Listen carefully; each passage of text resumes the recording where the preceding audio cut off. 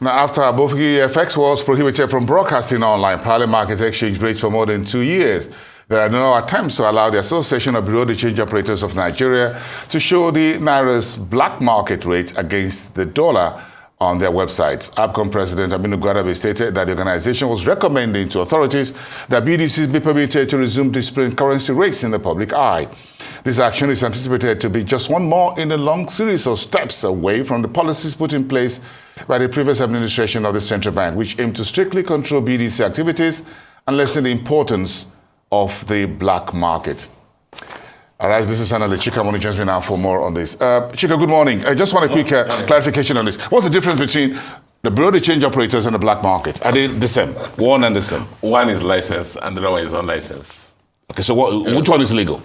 The BDC people are licensed by the central bank. So they're legal. They're legal. So why is the black market? The black market is the word is black. Maybe then they operate in the darkness. You know. Try to look for it somewhere in a coven. Anytime you have a distortion in the market, you know, you always have that on the current market. Yeah, because the BDC operators always try to dissociate themselves that they are not black market. Whether it's money or whether it's drugs, whether it's alcohol, where you have the real market and regulations, you always tend to have the underhand market where people want to go and play. Whether it's a certificate, they want to go play by the rules. You know. So now, the display of the rates is now on the black market, but by the BDCs. Yeah, but you see, you know, let me put it out there. Always, as I say, that the price of any commodity is determined by the demand and supply. In this case, the price of naira dollar is determined by the supply of dollar, the demand of dollar in our economy, and the supply of dollar to our economy. You know, so that's basically the issue. We have known that the major challenge we have in our country is what? Supply. You know, I've always said it, flush the whole environment with dollars, supply of dollars, and all this issue of dollar every day, the story will end. But be that as it may, the BDC people have asked to be allowed to display these prices. Do recall there was a time that CBN put out a policy that the BDCs can only sell at plus or minus 2.5% of the average rate in the preceding day in the e-window, the market. Now, but you see the issue. Let me bring it to how some of our viewers understand it. You know, sometimes when we want to buy dollars in this so-called market, not when some people want to buy dollars in this market, they normally call the black market people, I want to sell dollars to you. And the people will say, okay, the rate is 100. Okay. Get the black market information first. Yes. I want to sell dollars to you. You know, just be patient with me. I want to sell dollars to you. They will tell you, oh, how much do you want to sell to us? They say $2,000. They say, we'll buy from you at, let's say, 100 naira. And it's okay. Oh, I've changed my mind. I want to buy from you now. So they will say, oh, if you want to buy from us, we'll sell to you at 120. They've added 20 naira on top of the 100 naira. Yeah. So you see, the issue the individual is trying to do is what is called price discovery. Price discovery. In the sense that there's no transparency in the marketplace on the pricing of the dollars.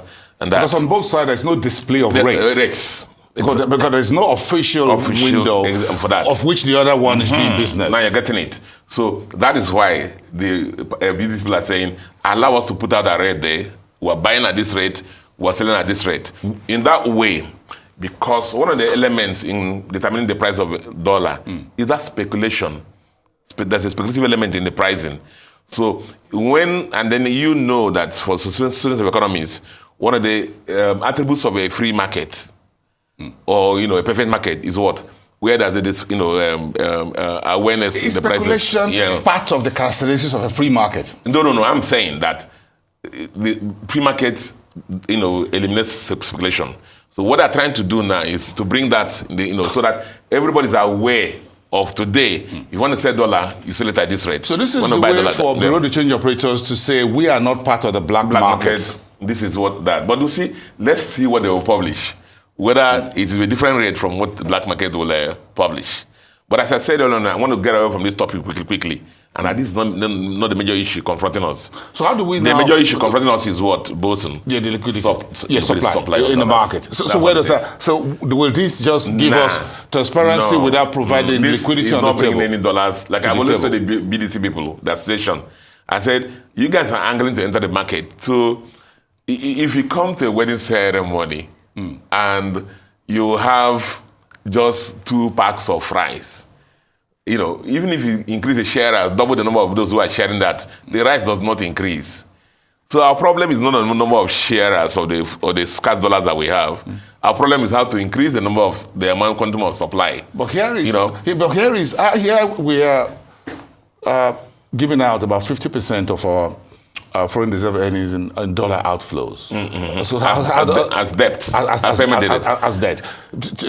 Tunisia just reported that about 134% of its foreign debt servicing came from tourism sector alone.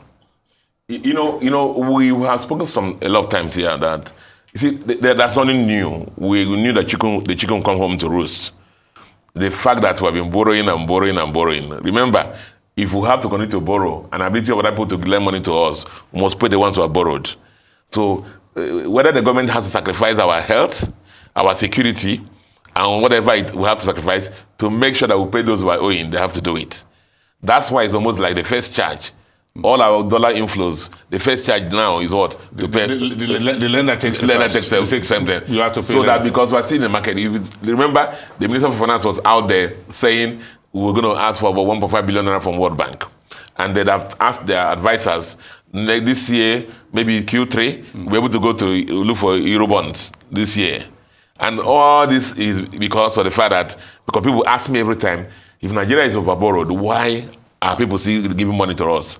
It's because of the fact that that more than half. You know that for every dollar, for every naira you make, you're going to give them nearly 100% of it. And that we must service our loans. So you're perpetually on your knees. Servicing our loans. That's why this is the first charge to any dollar inflows that we have. And that's why it's happening. So we've got the Anthony Blinken here, which is good news for at least it's starting with the. What do you expect beyond I the words? actually handled this story yesterday. And I said that, for benefit of those who didn't hear me yesterday, that like the beautiful bride that have been abandoned by America, and Blinken, U.S., seen China and Russia, buzzing around and trying to make us feel fine and buying us ice cream and stuff like that, so that we can smile at them. And so they have come back home now to make sure that, see, guys, we are still here, and which is important. I said yesterday that America happens to be the one investor in Nigeria. And if you heard Mr. Blinken talk about that, a lot of American companies still want to invest here. But the issue on the table is security. And I've made a commitment they're going to give more to security. And I keep saying, all the money they are pouring into security, see, we're not safe. It's getting worse by the day. And I made reference to what the former governor of Rivers State said in Abuja, that they're trying to fix the security of Abuja, and they found that security agencies do not have even trackers. They can't track mobile phones of all these kidnappers who are calling for ransom. They don't have motor vehicles to move around to prevent this. A lot of security people are not paid, remunerated properly. So all this money that all these people are pouring into their country to support security, where is the money going to? So, but we also spoke about when he spoke about the eagerness of American entrepreneurs and companies to invest. I know the word eagerness means they're eager, but the question is, when are they coming? Would they come? Yes. Would they come? There's a difference between. So this looks like a promise. The promise, but the issues, would they come? You are in this thing with me. You know what happens in investment rooms abroad. Yes. And when they put up their slides and projections and say this, Nigeria has the best returns on investment. Indeed, our stock market is doing the best in the world now. But they'll ask in the room, who will go for us and who shall we send? Somebody said, are you kidnap proof? Will you be willing to go to Niger State or Zamfara State or even Imo State or where now? Or Plateau State? Plateau State, will you be willing to go? So one of the important elements of investment is the security of the people also who are coming to invest. So security happens to be one of the major issues that our government has to address. Well, if they stay ensconced in Transcorp Hilton, that's safe. But again, they need to put boots on the ground where they're going to put up the factory, the farm, the tractors, whatever. So you think that's where the rubber meets the road? in terms of this security. So it comes to the states and local government. Do you think there's a role here for them to play? Yeah, remember the report that came out that out of the 36 states of the Federation, 30 of them didn't have a single dollar investment. Last year. Last year. Yet, every day, and the governors will say, I'm coming again, we'll go to share FAC allocation. And the governors will go back and consume and do everything. Meanwhile, no investment is happening in the states. Then we're here crying about unemployment.